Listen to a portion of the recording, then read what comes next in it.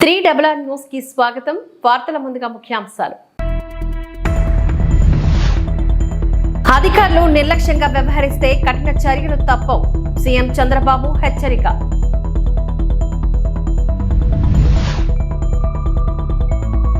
సాధారణ పరిస్థితులు వచ్చే వరకు ప్రభుత్వం అండగా ఉంటుంది. హోంమంత్రి వంగలపూడి అనిత హితవు.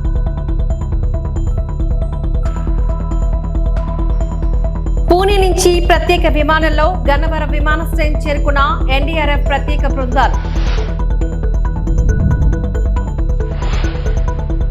వరద బాధితుల సమస్యలు పరిష్కరించేందుకు అన్ని చర్యలు చేపట్టాము అంటూ ఏపీ సీఎం చంద్రబాబు తెలిపారు. కొన్ని చోట్ల ఆహారం అందలేదని ఫిర్యాదులు వస్తున్నాయని అన్నారు. అధికారులు నిర్లక్ష్యంగా వ్యవహరిస్తే సహించేది లేదు అంటూ కఠిన చర్యలు తప్పవని ఆయన హెచ్చరించారు. విజయవాడ కలెక్టరేట్ వద్ద మీడియాతో సీఎం మాట్లాడారు. నగరంలోని డివిజన్ కు ఒక సీనియర్ ఐఏఎస్ ను నియమించామని చెప్పారు. 32 మంది ఐఏఎస్ అధికారులు సహాయక చర్యల్లో ఉన్నారని చెప్పారు. 10 జిల్లాల నుంచి ఆహారం సమకూర్చామని, బాధితులకు 3 పూటలా అందించాలని ఆదేశించిన చెప్పారు. చిట్ట చివరి బాధితులకు కూడా సాయం అందాలంటూ హెచ్చరించారు. దగ్గర 9-10 జిల్లాల నుంచి ఫుడ్ కూడా తయారు చేసి వీలైతే ఎయిర్ లిఫ్ట్ కానీ దగ్గరుంటే ట్రాన్స్పోర్టేషన్ తెప్పిస్తున్నాం. మార్నింగ్ బ్రేక్ఫాస్ట్కి కానీ, మధ్యాహ్నం లంచ్ కానీ, రాత్రికి డిన్నర్కి కానీ 3 సార్లు సర్వ్ చేయాలి. చాలా క్లియర్గా పెట్టుకున్నాం. ఒకే ఆదేశం ఇచ్చాను. లాస్ట్ మైల్లో ఉండే లాస్ట్ పర్సన్కి ఇది చేరాలి. ఏ విధంగా చేరేస్తారో నాకు అనవసరం. ఆర్గ్యుమెంట్స్ లేవు. No question of tolerance also. It is an emergency.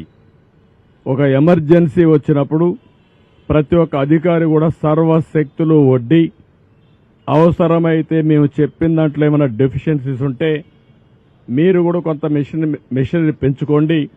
మీకు డిపార్ట్మెంట్స్ ఉన్నాయి, ఎగ్జిస్టింగ్ ఉండే డిపార్ట్మెంట్స్ ఉన్నాయి, పూర్తిగా సహకరిస్తారు. నాకు కావాల్సింది లాస్ట్ మెయిల్లో డెలివరీ జరిగి తీరాలి. 2 రోజుల నుంచి ఇబ్బందిలో ఉండే ప్రజలు ఇంకా కూడా ఇబ్బంది పడడానికి వీలు లేదు. అది చాలా స్పష్టంగా ఆదేశాలు ఇచ్చా. ఇంకా ఆదేశాలను అమలు చేయకపోతే చాలా కఠినంగా కూడా వ్యవహరిస్తా. ఆ విషయం కూడా చెప్తున్నా. నేను అందుకే చాలా క్లియర్గా హైరార్కీ ఇచ్చాం. టెక్నాలజీ కూడా మైన్యూట్ డీటెయిల్స్ వర్కౌట్ చేసి ఆ విషయం కూడా మీకు చెప్పాలి. ఎందుకంటే సింగ్ నగర్కి అన్ని వెహికల్స్ వస్తే అక్కడ అందరూ రావడం, పెద్ద ఎత్తున అక్కడి నుంచి కిందికి పోనీయకుండా చేసే పరిస్థితి వచ్చారు. సింగ్ నగర్లో ఉండే అందరినీ కోరుతున్నా, ఎవరు అక్కడ సమావేశం కావద్దండి. వెహికల్ వస్తే మీ డివిజన్కి, మీ సచివాలయం ఏరియాకి వస్తాయి, అక్కడనే డిస్ట్రిబ్యూట్ చేస్తాం తప్ప ఇక్కడ డిస్ట్రిబ్యూషన్ కూడా ఆపేయమని చెప్పాను. అది కూడా చాలా స్పష్టమైన ఆదేశాలు ఇచ్చాం. ప్రతి ఒక్క వెహికల్లో ఎవరైతే ఒక అక్టోపస్ కానిస్టేబుల్ని, ఒక గ్రే హౌండ్స్ని, ఏపీఎస్సీ స్టాఫ్ని పెట్టాం డెలివరీ ఇవ్వడానికి. వాళ్ళు తీసుకొస్తారు ఇవన్నీ. ఎక్కడన్నా ఇవన్నీ చేయకపోతే పోలీస్ ఆఫీసర్లు కూడా చాలా క్లియర్గా చెప్తున్న హైరార్కీ కూడా మోస్ట్ డిసిప్లిన్ ఫోర్స్ వచ్చి police. Be discipline. Law and order maintain చేసే బాధ్యత మీది. లా అండ్ ఆర్డర్ మెయింటైన్ చేయకపోతే నష్టం జరిగేది రిమోట్ ఏరియాలో ఉండే పేదవాడికి జరుగుతుంది. నేను చూశాను, వాళ్ళ బాధలు చూశాను. వాళ్ళ బాధలు చూస్తే వన్ననా తీర్థం ఒకటి కాదు. ఒక తండ్రి భార్యను వదిలిపెట్టి బిడ్డ బతుకు కోసం సేవ్ చేసుకోవాలని వచ్చాడంటే మనం ఊహించుకోవాలి. అదేవిధంగా ముసలివాళ్ళు, నడవలేని వాళ్ళు నీళ్లలో నడిచొచ్చి బట్టలు లేకుండా వచ్చారంటే వాళ్ళ బాధలు అర్థం చేసుకోవాలి. వర్షాభావ స్థితిగతుల నుంచి సాధారణ పరిస్థితులకు చేరే వరకు ప్రభుత్వం వరద బాధిత కుటుంబాలకు అండగా ఉంటుంది అంటూ రాష్ట్ర హోంమంత్రి వంగలపూడి అనిత వెల్లడించారు. ఆకలి దప్పులకు ఆస్కారం లేకుండా ప్రతి ఒక్కరిని కాపాడుకుంటామని ఆమె స్పష్టం చేశారు. మంగళవారం ఉదయం నుంచే భవానీపురం, లలితానగర్ ప్రాంతాల్లో ముంపు ప్రాంతంలోని ప్రజలకు ఆహార పొట్లాలు, నీళ్లు పంపిణీ చేశారు. మోకాళ్ల లోతు పైన ఇంకా నీరు నిలిచి ఉండటంతో ట్రాక్టర్ పైన ప్రయాణం చేస్తే ఆ కాలనీ వాసులకు ఆహారాన్ని పంచారు. చిన్నారులు, మహిళలు ప్రత్యేక ఇబ్బందికర పరిస్థితులు ఉన్న వారి వివరాలను అడిగి తెలుసుకున్నారు. చంద్రబాబు ముందు చూపు, అనుభవంతో ప్రాణ నష్టం లేకుండా బయటపడగలిగామని అన్నారు. నీరు అధికంగా ఉన్న ప్రాంతాలను గుర్తించి డ్రోన్లు, హెలికాప్టర్ల ద్వారా ఆహారం అందించడం పైన ప్రభుత్వం దృష్టి సారించిందని చెప్పారు.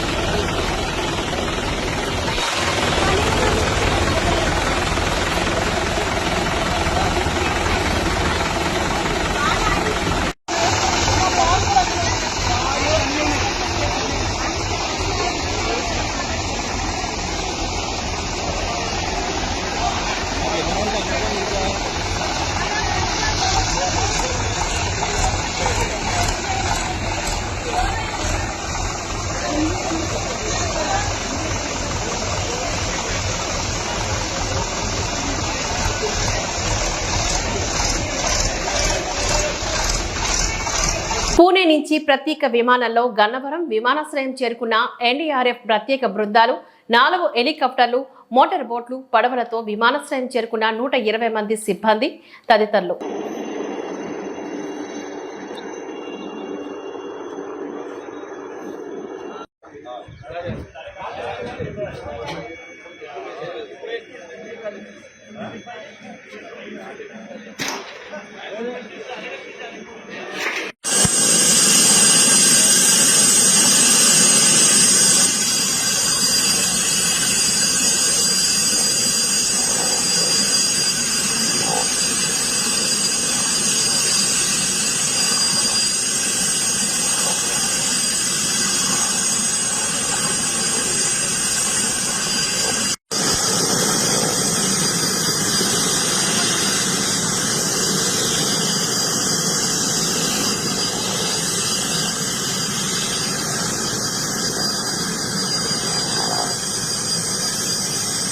ప్రకాశం బ్యారేజ్ లో బోటు అడ్డుపడిన 69వ గేటుకు మరమ్మతులు చేసేందుకు గేట్ల నిపుణులు కన్నయ్య నాయుడుతో కలిసి మంత్రి నిమ్మల రామానాయుడు పరిశీలించారు. గేటు పనులకు సంబంధించి ఆయనతో చర్చించారు. ఈ సందర్భంగా మంత్రి రామానాయుడు మీడియాతో మాట్లాడారు.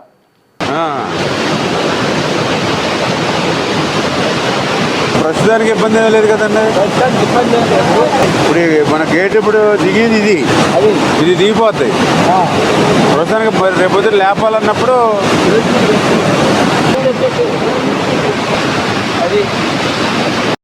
దాన్ని ఇప్పుడు దీని మీద ఉండి కొద్దిగా లైన్ చేస్తే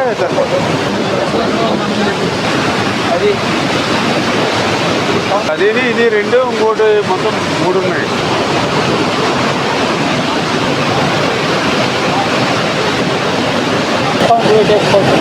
క్యాప్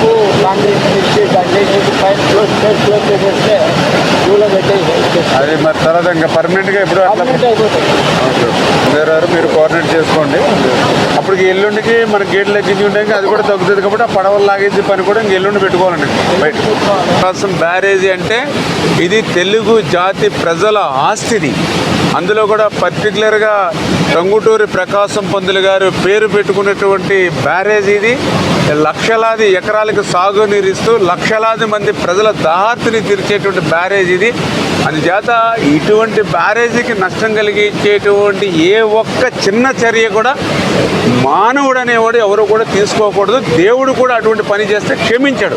అందుచేత ఆ విషయం మీద కూడా మేము తర్వాత ఆలోచన చేస్తాం. ముందు ఇమ్మీడియట్లీ జరిగినటువంటి ఇబ్బంది ఏదైతే ఉందో దాన్ని క్లియర్ చేసి, ఒక పడవ అయితే కిందకి కొట్టుకుని పోయిందని చెప్తూ ఉన్నారు. ఆ గ్యాప్లోంచి మిగిలింది కూడా ఏంటనేది కూడా మనం ఎంక్వైరీ చేసుకుని దాన్ని కూడా పడవలను తీయడానికి కూడా ఏజెన్సీని కూడా ప్రమోట్ చేసుకుని ఇప్పుడు ఆల్రెడీ 11,40,000 క్యూసెక్ల వరకు కూడా ఇప్పుడు వాటర్ ఫ్లో ఉంది. కాబట్టి రేపటికి కొంచెం తగ్గుముఖం పడుతుంది, ఎల్లుండికి ఇంకా తగ్గుముఖం పడుతుంది అనేది మాకు ఉన్నటువంటి ఫోర్కాస్ట్ ద్వారా అంచనా ఉంది.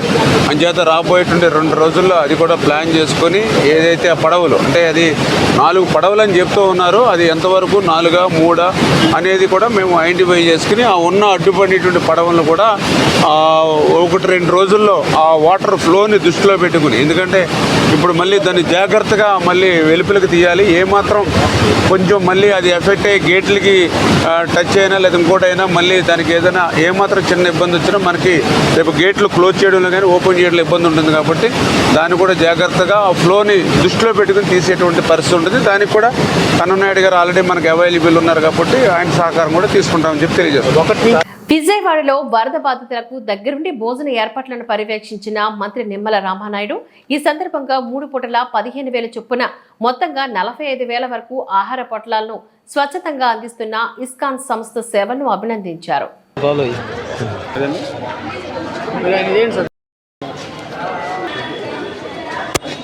నమస్తే. 16 ఎన్ని సచివాలయాలు ఉన్నాయి? 16లో ఎన్ని రోజులు అయింది వచ్చి? 4 రోజులు అయిందా?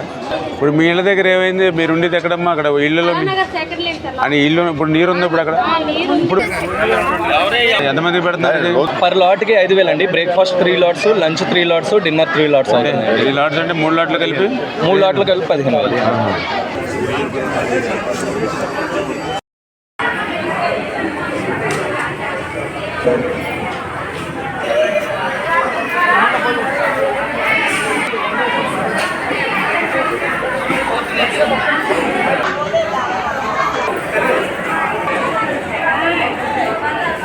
గత 100 సంవత్సరాల చరిత్రలో మరి ప్రకాశం బ్యారేజీకి కృష్ణ 11,40,000 క్యూసెక్కుల నీరు మరి వచ్చినటువంటి పరిస్థితి లేదు. ఇటువంటి సందర్భంలో మరి విజయవాడ పట్టణానికి సంబంధించి ప్రజలు ఎవరైతే మరి ఇబ్బందుల్లో ఉన్నటువంటి స్థితిలో ఇస్కాన్ మరి వాళ్ళు స్వచ్ఛందంగా స్పందించి ఈ యొక్క చంద్రబాబు నాయుడు గారు చేస్తున్నటువంటి కృషి కష్టానికి తమ వంతు తాము కూడా తోడుగా ఉండాలనేటువంటి ఆలోచనతో ఈవేళ 3 స్లాట్లు మార్నింగ్ 5 ఒక్కొక్క స్లాట్కి 5,000 టిఫిన్లు అంటే 3 స్లాట్లు అంటే 3 5 15,000 మరి ప్యాకెట్లు ఎవ్రీడే మార్నింగ్ బ్రేక్ఫాస్ట్. అదేవిధంగా 3 స్లాట్లు అంటే 15,000 లంచ్ ప్యాకెట్లు మధ్యాహ్నం. అదేవిధంగా ఈవినింగ్ 3 స్లాట్లు 15,000 డిన్నర్. ఈ రకంగా మరి అవి కూడా ఎవరైతే వాళ్ళ టెంపుల్తో కనెక్టివిటీ ఎవరైతే భక్తులు ఉన్నారో వాళ్ళని అనుసంధానం చేసుకుని ఆ ప్రిపరేషన్ కూడా క్వాలిటీ ఫుడ్ ప్రిపరేషన్ చేసి ఆ సర్వీస్ కూడా మళ్ళీ వీళ్ళే వాలంటీర్స్ని వీళ్ళే అరేంజ్ చేసుకుని వీళ్ళ టెంపుల్స్లో ఎవరైతే భక్తి భావంతో వీళ్ళతో కనెక్టివిటీ ఉంటారో వాళ్ళ ద్వారా మరి డోర్ టు డోర్ ఎవరైతే ఎవరైతే ఉన్నారో ఆ ప్లేస్కి వెళ్ళి చేస్తూ ఉన్నారో. అందుకు ఇస్కాన్ వారికి మన ఆంధ్రప్రదేశ్ రాష్ట్ర ప్రభుత్వం తరఫున కూడా మేము కూడా హృదయపూర్వకమైనటువంటి ధన్యవాదాలు తెలియజేస్తాం. 11,30,000 క్యూసెక్కుల వరద ఇప్పుడు కొత్త ఏమీ కాదు. 1903లో 11,90,000 క్యూసెక్కులు వచ్చింది. 2009లో 11,10,000 క్యూసెక్కుల వరద వచ్చింది. మా హయాంలో 11,00,000 క్యూసెక్కుల వరద వచ్చినా ఎప్పుడూ ఇలాంటి పరిస్థితులు జరగలేదు. ముందు నుంచే చర్యలు తీసుకోవడం వల్ల ఇటువంటి పరిస్థితులు రాకుండా చేయగలిగాం. వైఎస్ జగన్ వైఎస్ఆర్సీపీ అధ్యక్షులు వరద బాధిత సహాయక కార్యక్రమంలో పార్టీ నుంచి నేతలు, నాయకులు, కార్యకర్తలంతా పనిచేస్తున్నారు. స్థానిక ప్రజాప్రతినిధులు పాల్గొంటున్నారు. వాళ్ళు చేయగలిగిందన్న సహాయ చర్యలు చేస్తున్నారు. వైఎస్ జగన్ వైఎస్ఆర్సీపీ అధ్యక్షులు. కానీ ప్రభుత్వం అనేది స్పందించాలి, ఆలోచన చేయమని అడుగుతా ఉన్నాం. ఈరోజు వస్తా ఉన్నా 11,30,000 క్యూసెక్కుల గురించి ఏదైతే మాట్లాడుతా ఉన్నామో ఈ 11,30,000 క్యూసెక్కులకు సంబంధించి మొదట ఇది రావడం ఇదేం కొత్తేమీ కాదు. ఇటువంటిదే 1903లో 11,90,000 క్యూసెక్కులు వచ్చింది. 2009లో కూడా 11,10,000 క్యూసెక్కులు వచ్చింది. మా హయాంలో కూడా 2019, 2020, 2021, 2022లో కూడా ఇలాంటి వరదలే, ఇలాంటి రెయిన్ఫాలే నమోదు కూడా అయింది. కానీ ఇలాంటి రెయిన్ఫాల్ నమోదైనా కూడా మా హయాంలో ఎప్పుడు కూడా ఈ మాదిరిగా 11 లక్షల క్యూసెక్కులకు చేరడము, దానివల్ల ప్రజలందరూ అచలాకుతలమైన పరిస్థితులు రావడం ఎప్పుడూ జరగలేదు. 2021లో శ్రీశైలం నుంచి దిగువకు 8 లక్షల క్యూసెక్కులు, శ్రీశైలం దిగువకు 8 లక్షల క్యూసెక్కులు 2021లో కిందికి వదలడం జరిగింది. దిగువ పులిచింతల్లోకి మూసీ నది నుంచి 1,50,000 క్యూసెక్కులు రావడం జరిగింది. మున్నేరు నుంచి ప్రకాశం బ్యారేజీకి 3,50,000 క్యూసెక్కులు చేరినప్పటికీ కూడా ముందు జాగ్రత్తగా Srisailam reservoir, Nagarjuna Sagar reservoir, Pulichintala reservoir, వీటి అన్నిటిలో కూడా ముందు నుంచే ఫ్లడ్ వస్తా ఉంది అని తెలిసిన నేపథ్యంలో, వాయుగుండంగా మారుతా ఉందన్న నేపథ్యంలో, ముందు ఇన్ఫర్మేషన్ ఉన్న నేపథ్యంలో శ్రీశైలము, పులిచింతల, నాగార్జున సాగర్ డ్యాములను నీళ్లను తగ్గించి అక్కడ ఫ్లడ్ కుషన్ ఏర్పాటు చేయడం వలన డెవాస్టేషన్ రాకుండా కేవలం 8 లక్షలు 9 లక్షల క్యూసెక్కులు మాత్రమే నీళ్లు కిందికి వెళ్ళిపోయేట్టుగా చర్యలు తీసుకోవడం వల్ల ఇటువంటి పరిస్థితులు రాకుండా గతంలో చేయగలిగాము అన్నది కూడా ప్రతి ఒక్కరూ కూడా గమనించమని కోరుతా ఉన్నాం. ఇంతటి మ్యాన్ మేడ్ ఫ్లడ్ ను క్రియేట్ చేసినందుకు చంద్రబాబు నాయుడు మొట్టమొదటిగా ప్రజలకు క్షమాపణ చెప్పాలి. క్షమాపణ చెప్పి కనీసం వీళ్ళకందరికి కనీసం బేసిక్ ఫెసిలిటీస్ లేవు, తినేదానికి తిండి లేదు, తాగేదానికి నీళ్లు లేవు, రిలీఫ్ క్యాంపులు లేవు, రూపాయి డబ్బు ఇవ్వలేదు. వీళ్ళందరూ ఎలా బతకాలని చెప్పి అడుగుతా ఉన్నారు. చంద్రబాబు నాయుడు ఇక్కడికి వచ్చి క్షమాపణ చెప్పి సమాధానం చెప్పాలి. భారీ వర్షాలు, వరదలకు రైతులు నష్టపోకుండా పంట కాలువలు, డ్రైన్ల ఆధునీకరణ పనుల్ని ప్రభుత్వం త్వరలో చేపడుతుందని శాసనమండలి మాజీ చైర్మన్ ఎంఎస్ షరీఫ్ చెప్పారు. పశ్చిమ గోదావరి జిల్లా నరసాపురంలో భారీ వర్షాలకు నీట మునిగిన పంట పొలాలను టీడీపీ ఇన్ఛార్జ్ పోతూరి రామరాజు, కొవ్వలి రామ్మోహన్ నాయుడులతో కలిసి ఆయన పరిశీలించారు. జరిగిన నష్టాన్ని రైతులను అడిగి తెలుసుకున్నారు. అనంతరం షరీఫ్ ఈ సందర్భంగా మాట్లాడుతూ వైసీపీ ప్రభుత్వం ఇరిగేషన్ వ్యవస్థను అస్తవ్యస్తం చేసింది అంటూ మండిపడ్డారు. 5 ఏళ్ల కాలంలో కనీసం పంట కాలువల్లో పూడిక పనులతో పాటుగా లాగుల గ్రీజ్ కూడా పెట్టలేదని, ఈ కారణంగా కొద్దిపాటి వర్షం కురిస్తే చాలు లోతట్టి ప్రాంతాలు ముంపు బారిన పడుతున్నాయని వాపోయారు. ఈ సమస్యను ముఖ్యమంత్రి దృష్టికి తీసుకువెళ్లి త్వరలోనే పనులు జరిగేలా కృషి చేస్తానని అన్నారు. పొలాలు పండించుకోవడానికి అవకాశం ఉన్న మరి పంట కాలువ కానీ, మురుగు తీసే మురుగు కాలువలు కానీ ఎప్పటికప్పుడు ఆధునీకరించుకోవాల్సిన ఆవశ్యకత ఉంది. గత వైఎస్ఆర్సీపీ ప్రభుత్వ హయాంలో దీని మీద దృష్టి సారించకపోవటం వలన ఈరోజు వర్షాలు అధికంగా పడినప్పుడు కొన్ని ఆక్రమణలకు కూడా గురై ఉండటం మూలంగా ఆ నీరు ఏదైతే వర్షపు నీరు పై నుండి వచ్చే పంట పొలాల్లో నీళ్లు మరి పొలాల్లో ఉండిపోయి పంట పండించడానికి అవకాశం లేకుండా ఉంది. ఈరోజు నరసాపురం మండలంలో 9,000 పైచిలుకు పొలాలు ఉన్నాయి, పంట పొలాలు ఉన్నాయి. అందులో ఈసారి కేవలం 2,600 ఎకరాలు మాత్రమే ఈరోజు ఊడ్చారు, వరి చేనులకు ఊడ్చారు. దానికోసం ఏదైతే ఒకసారి చూసుకుంటే ఈ నారుమళ్ళీ అయితే 9,000 ఎకరాల్లో పైబడి వేసి ఉంటారు, ఇంచుమించుగా వేసి ఉంటారు. కొన్ని మిగిలిపోతాయి, ఎందుకులే అనవసరం వేసి ఉండకపోవచ్చు. కానీ నారుమళ్ళీ వేసింది ఎక్కువగా ఉంది. 2,000 కంటే ఎక్కువ ఉన్నారు. 2,000 కంటే 3,000, 4,000 ఎకరాలు ఉండొచ్చు. అయితే ఊడ్చిన వాళ్ళ మట్టుకు 2,600 ఎకరాలు ఉంటాయి. దీంట్లో సుమారుగా 900 ఎకరాలు ఈరోజు పూర్తిగా ముంపుకు గురైనవి. ఈరోజు ఏదైతే పంట పొలాలు ఊడ్చారో ఈ వర్షపు నీళ్లు బిగపట్టేసి ఈరోజు ఆ ఊడ్చిన పొలాల యొక్క వరి కంకెలు బాగా దెబ్బతిన్నాయి, కుళ్ళిపోయినాయి. అంటే 50%, 60% దిగుబడి తగ్గిపోయే ప్రమాదం ఉంది. అంటే ఊడ్చిన దానికి ఖర్చులు కూడా వచ్చే పరిస్థితి లేదు. దీనికి కారణం ఈ డ్రైన్ ఆధునీకరించకపోవటం అనేది ప్రధాన కారణం రైతులు చెప్తున్నారు. పంట పొలం కొంత మెరుగ్గా ఉన్నప్పటికీ, పంట కాలం కొంత మెరుగ్గా ఉన్నప్పటికీ మురుగు కాలువలు ఆక్రమణకు గురైనాయి. కాబట్టి నీళ్లు లాగట్లేదు, బిగపెట్టేస్తుంది. కాబట్టి దీన్ని ఈ మురుగు కాలువల్ని ఆధునీకరించాలి. గతంలో తెలుగుదేశం పార్టీ హయాంలో, ప్రభుత్వ హయాంలోనే ఈ ఆధునీకరించారు. ఇప్పుడు ఈ 5 సంవత్సరాల్లో ఈ పంట మురుగు కాలువలు మరి ఆధునీకరించకపోవటం వల్ల, మరమ్మతులు చేయకపోవటం వల్ల, ఏదైతే ఆక్రమణలు ఉన్నాయో ఆక్రమణలు తొలగించకపోవటం వల్ల ఈ రకమైన పరిస్థితి, ముంపుకు గురయ్యే పరిస్థితి వచ్చింది.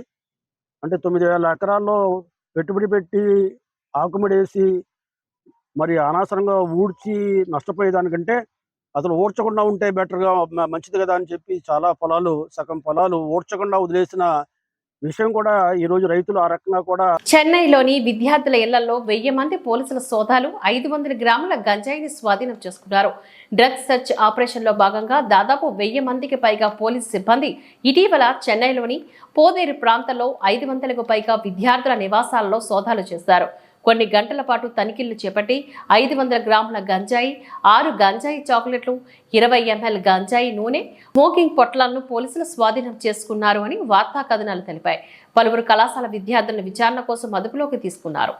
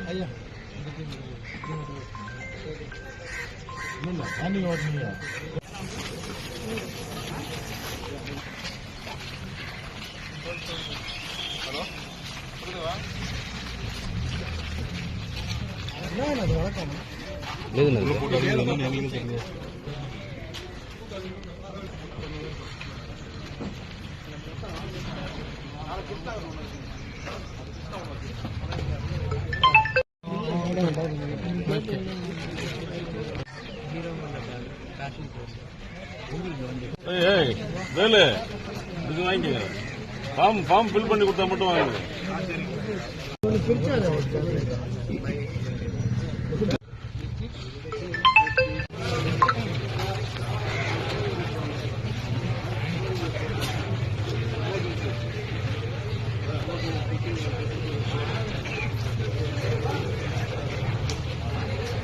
విజయవాడలోని సింగ్ నగర్లో ఆర్తనాదాలు వినిపిస్తున్నాయి. ఆహారం లేక జనం అనేక ఇబ్బందులు ఎదుర్కొంటున్నారు. పలు కాలనీలకు ఇంకా త్రాగునీరు చేరలేదు. ప్రస్తుతం ముంపు ప్రాంతాల్లో 5 హెలికాప్టర్లు, డ్రోన్లతో ఆహారం సరఫరా చేస్తున్నారు. పెద్ద ఎత్తున ప్రభుత్వం పాలు, వాటర్, ఆహార పొట్లాలు అందించే ప్రయత్నం చేస్తున్నారు. లక్షలాది మంది బాధితులు ఉండటంతో ఈ ఉదయం నుంచి ఆహార పంపిణీ స్పీడప్ చేశారు.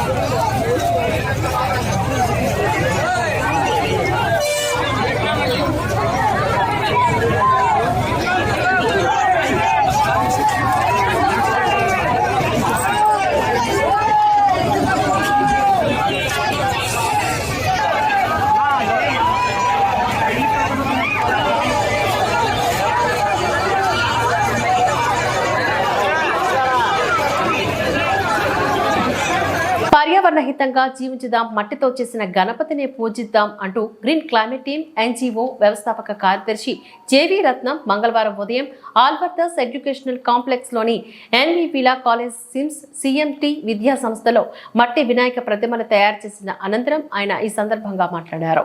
జీవీఎంసీ కమిషనర్ సంపత్ కుమార్ ఆదేశానుసారం నగరంలోని 30 విద్యా సంస్థల్లో మట్టి వినాయక ప్రతిమలు విద్యార్థులతో తయారు చేసిన అనంతరం అవగాహన కల్పించామని చెప్పారు. రాబోయే వినాయక చవితికి మట్టి గణపతిని బొమ్మలు పూజించుదామంటూ పిలుపునిచ్చారు. ప్లాస్టర్ ఆఫ్ ప్యారిస్ ప్లాస్టిక్ తోని, రసాయనాలతోని, భారీ లోహాల రంగులతో ఉన్న గణపతి బొమ్మల వాడకం హానికరమని, మన వాతావరణాన్ని కలుషితం చేస్తాయని పేర్కొన్నారు.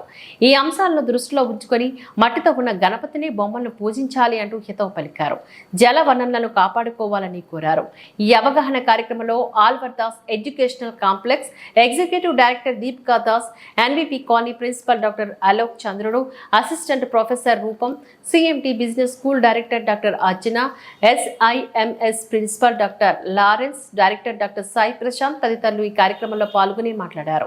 ఈ కార్యక్రమంలో గ్రీన్ క్లైమేట్ టీమ్ ఎన్జీఓ కోఆర్డినేటర్లు జనపరెడ్డి రవితేజ, ఐ కృష్ణకుమారి, జిఎన్ మురళి తదితరులు ఈ కార్యక్రమంలో పాల్గొన్నారు. ఈరోజు ఎండాడలో ఏదైతే ఎన్విపి లా కాలేజీ ఉందో, సిమ్స్ కాలేజీ ఉందో, ఇక్కడ ఈ 3 క్యాంపస్లో కలిపి మనం మట్టి వినాయక ప్రతిమలు తయారు చేయడం జరిగింది. ఏదైతే రానున్న వినాయక చవితిని దృష్టిలో తీసుకుని ప్రతి ఒక్కరూ మట్టి వినాయకుల మీద అవగాహన పెంపొందించుకోవాలని, ప్లాస్టర్ ఆఫ్ ప్యారిస్ వల్ల, రంగురంగుల మట్టి వినాయక ప్రతిమల వల్ల కలిగే నష్టాన్ని అర్థం చేసుకొని వాటిలన్నీ నివారించాలని, మట్టితోనే వినాయక ప్రతిమలు తయారు చేసి పూజించాలని జీవీఎంసీ కమిషనర్ సంపత్ కుమార్ ఆదేశానుసారం ఈ కాలేజీలో 3 క్యాంపస్ల్లో కూడా మట్టి వినాయక ప్రతిమలు తయారు చేయడం జరిగింది. ఇలాగే గడిచిన 20 రోజులుగా మనం 30 విద్యా సంస్థల్లో మట్టి వినాయక ప్రతిమల మీద క్యాంపెయిన్ చేస్తూ వస్తున్నాము. ప్రతి ఒక్కరూ మట్టి వినాయకుల్ని పూజించాలని విశాఖ ప్రజలందరికీ మనం మనవి చేస్తాం. గుడ్ మార్నింగ్, నా పేరు శ్రావణి. నేను సిమ్స్ కాలేజ్లో ఎంసీఏ చదువుతున్నాను. ఇవాళ మా క్యాంపస్లోని వినాయక చవితి సందర్భంగా ఎకో ఫ్రెండ్లీ వినాయకులను అయితే తయారు చేయడం జరిగింది. ఎకో ఫ్రెండ్లీ ఎందుకంటే మనకి ఇప్పుడున్న పొల్యూషన్లోని మనం నిమజ్జనం చేసిన తర్వాత మన సముద్రంలో చాలా కలుషితం అయితే జరుగుతుంది. మనం ప్లాస్టర్ ఆఫ్ ప్యారిస్ కానీ కలర్స్ కానీ వాడడం వల్ల మన వాటర్లో ఉండే ఫిషెస్ కానీ ఏమైతే ఉన్నాయో అవన్నిటికి కూడా హానికరంగా అయితే మారుతుంది. సో అందుకోసమనే మనం మట్టితో చేసినవి అయితే మనకి సముద్రంలో ఉన్న జీవాలకి చాలా మంచిది అండ్ మనకి కూడా చాలా ఉపయోగకరంగా ఉంటుంది. మట్టి గణపతిని పూజిద్దాం. 21 మూలికలున్న ఆకులతోటి మనం పూజలు చేయాలని పెంచుదాం, పర్యావరణాన్ని రక్షిద్దాం. ఈ సంవత్సరం 2024 గణేష్ చతుర్థికి మనం అందరం వరదల్లో చనిపోయిన వారి కుటుంబాలకు జిల్లా కలెక్టర్, స్థానిక ఎమ్మెల్యే పాయి వెంకటేశ్వర్లు చేతుల మీదుగా 15 లక్షల చెక్కులు పంపిణీ చేశారు. భద్రాద్రి కొత్తగూడెం జిల్లా పినపాక నియోజకవర్గంలో కురిసిన వర్షాలకు గాను వరదల్లో చిక్కుకొని మృత్యువాత పడ్డ అశ్వాపురం మండలానికి చెందిన కల్లూరి నీలమయ్య, తాటి యాదమ్మ, మనుకూరు మండలానికి చెందిన మృతుడు నందికోల రాము 3 కుటుంబాల సభ్యులకు గాను మనుకూరు తహసీల్దార్ కార్యాలయంలో ఈరోజు భద్రాద్రి కొత్తగూడెం జిల్లా కలెక్టర్ జితేష్ వి పాటిల్, పినపాక ఎమ్మెల్యే పాయం వెంకటేశ్వర్ల చేతుల మీదుగా ఒక్కొక్కరికి 5 లక్షల రూపాయల చొప్పున చెక్కులను పంపిణీ చేశారు. స్థానిక ఎమ్మెల్యే పాయం వెంకటేశ్వర్లు ఈ సందర్భంగా మాట్లాడుతూ తన పుట్టిన దగ్గర నుంచి ఇంతవరకు ఇలాంటి వరద బీభత్సం చూడలేదని, ఈ తుపానుకు నియోజకవర్గంలోని మనుగూరు, అశ్వాపురం మండలాల ప్రజలు తీవ్రంగా నష్టపోయారని వాపోయారు. ఈ మండలాల్లో మృతి చెందిన వారి కుటుంబాలకు తక్షణ సహాయం కోసం ఒక్కో కుటుంబానికి 5 లక్షల రూపాయల చెక్కును ఈ ప్రభుత్వం తరపున అందించడం జరిగిందని చెప్పారు. వరదల వల్ల నష్టపోయిన సుమారు 50 కుటుంబాలకు అన్ని విధాలా తాము అండగా ఉంటామని హామీనిచ్చారు. అనంతరం జిల్లా కలెక్టర్ ఈ సందర్భంగా మాట్లాడుతూ ఈ వరదల వల్ల ఎందరో ఇళ్లలో నీళ్లు చేరి ఎందరో నిరాశ్రులయ్యారని, అట్టివారు ఎంతమంది ఉన్నారు, వారి కుటుంబాలను స్థానిక తహసీల్దార్ ద్వారా రిపోర్టు తీసుకుని వాళ్ళందరికీ ప్రభుత్వం నుంచి రావాల్సినటువంటి సాయం త్వరలోని అందిస్తామని ఆయన పేర్కొన్నారు. రానున్న 2-3 రోజులు భారీ వర్షాలు ఉన్న కారణంగా రైతులు, వృద్ధులు బయటకు రావద్దంటూ సూచించారు. బరాబర్గా వాళ్ళకి వచ్చే విధంగా మేము వెంటనే అది యాక్షన్ తీసుకుంటాం.